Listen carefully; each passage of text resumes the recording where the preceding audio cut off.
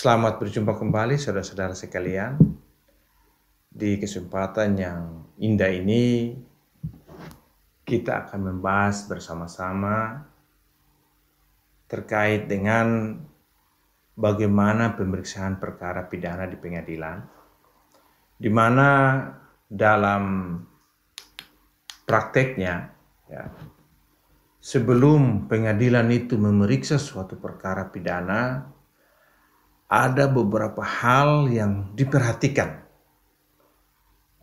oleh pengadilan sebelum menentukan sikapnya, apakah menerima atau menolak berkas perkara yang diajukan oleh jaksa penuntut umum terhadap pengadilan itu sendiri.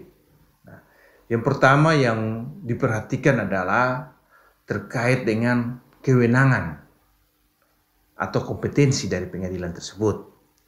Di mana kalau kita berbicara tentang kewenangan atau kompetensi ini sendiri dibagi dalam dua bagian, yaitu kewenangan yang bersifat absolut maupun juga kewenangan yang bersifat relatif.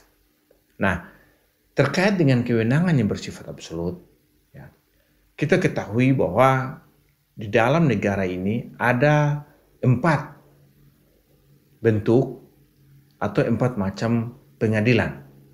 Secara absolut ada pengadilan umum, ada pengadilan militer, ada pengadilan agama maupun juga pengadilan tata usaha negara.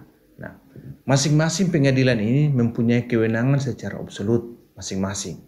Sehingga pengadilan akan melihat apakah berkas perkara yang diajukan oleh jaksa penuntut umum ini masuk dalam kewenangannya secara absolut atau tidak.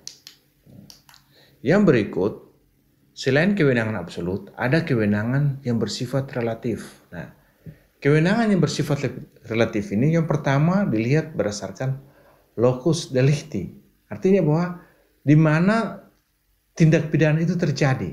Nah, karena dalam pengadilan itu sendiri ada kewenangan-kewenangan yang bersifat kewilayahan yang bersifat relatif. Nah, selain kewenangan yang bersifat relatif yang dalam kategori locus delicti, ada juga berdasarkan domisili terdakwa dan domisili sebagian besar saksi. Di sini tujuannya adalah untuk memperlancar proses persidangan. Karena kita sendiri mau tahu bahwa yang disebutnya persidangan itu harus cepat, sederhana, dan biaya yang ringan. Yang berikut, kewenangan relatif yang berikut adalah berdasarkan penetapan atau juga keputusan Menteri Kehakiman. Ada perkara-perkara tertentu, walaupun locus delictinya di tempat lain atau juga domisili terdakwanya di tempat lain, tetapi karena kondisi-kondisi tertentu, karena berkaitan dengan keamanan dan lain sebagainya, bisa saja dialihkan.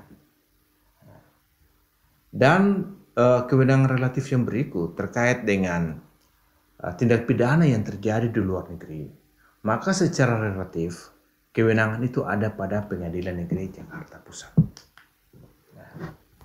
Yang berikut kita akan bahas bahwa setelah perkara yang diajukan oleh jaksa penuntut umum tersebut, setelah pengadilan menerima, pengadilan akan mengambil sikap menerima atau menolak berkas perkara yang diajukan oleh jaksa penuntut umum. Nah, di mana apabila menolak pelimpahan perkara yang diajukan oleh jaksa penuntut umum, maka jaksa penuntut umum diberikan ruang untuk mengajukan perlawanan ke pengadilan tinggi dengan batas waktu 14 hari. Nah, itu kalau berkas perkaranya ditolak oleh pengadilan. Akan tetapi apabila pengadilan menerima berkas perkara tersebut, maka ketua pengadilan akan menunjuk hakim yang menyidangkan perkara tersebut. Nah, dalam hal ini hakim bisa berbentuk ganjil dalam berjumlah ganjil atau hakim yang disebut dengan hakim tunggal, sebagaimana kita baca dalam pasal 152 Kitab Undang-Undang Hukum Pidana.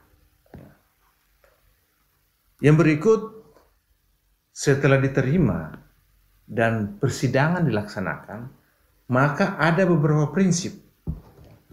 Ada beberapa prinsip yang selalu menjadi patokan dalam pemeriksaan perkara di pengadilan. Yang pertama, bahwa pemeriksaan pengadilan harus terbuka untuk umum.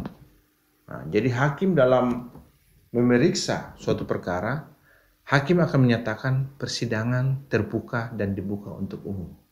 Kecuali perkara-perkara tertentu yang bersifat kesusilaan atau juga pelaku tindak pidana atau korbannya masih di bawah umur. Nah, kalau itu terjadi, maka hakim wajib menyatakan persidangan terbuka namun tertutup untuk umum. Prinsip yang berikut adalah prinsip in absentia. Nah, prinsip in absentia ini dia mengatur tentang persidangan harus dilakukan dengan hadirnya terdakwa. Ya. Apabila terdakwa pernah hadir dan tidak pernah hadir lagi, maka dianggap hadir. Di sini dikecualikan terhadap perkara korupsi dan perkara terkait ekonomi serta subversi. Maka walaupun terdakwa tidak hadir, persidangan tetap dilanjutkan. Nah, prinsip yang berikut terkait dengan pimpinan sidang. Nah, di sini pimpinan sidang adalah hakim ketua. Nah, sehingga hakim ketua lah yang bertanggung jawab selama proses persidangan berlangsung dan memelihara tata tertib dalam ruang persidangan. Kalau kita baca dalam pasal 153 Kitab Undang-Undang Hukum Acara Pidana. Nah, prinsip yang berikut adalah pemeriksaan secara langsung dan berbentuk lisan.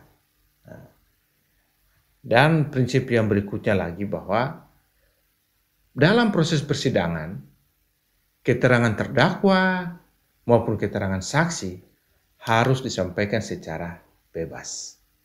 Nah, demikian saudara-saudara terkait dengan sikap pengadilan dalam menerima suatu berkas perkara dari jaksa penuntut umum dan juga prinsip-prinsip pengadilan dalam memeriksa suatu perkara tindak pidana.